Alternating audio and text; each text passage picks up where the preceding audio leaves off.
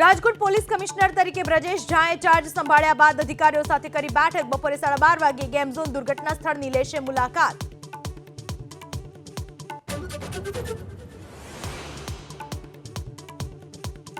Game zone અગ્નિકાંડને લઈને વધુ 4 વ્યક્તિઓના ડીએનએ થયા મેચ.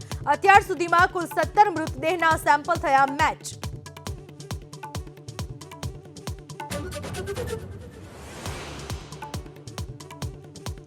અગ્નિકાંડને લઈને પરેશ ધાનાણીએ સરકાર પર કર્યા પ્રચંડ પ્રહાર. પોલીસ અને કલેક્ટર કચેરીએ જાહેર કરેલા ગુમ લોકોના આંકડામાં વિસંગતતા હોવાનો આરોપ.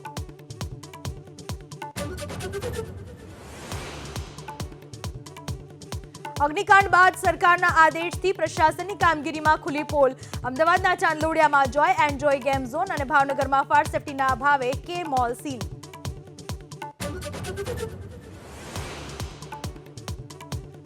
રેમલ વાવાઝોડાની અસરથી અસમના કેટલાક વિસ્તારમાં તબાહી. ભારે પવન અને વરસાદથી નદીઓના વધ્યા જળસ્તર.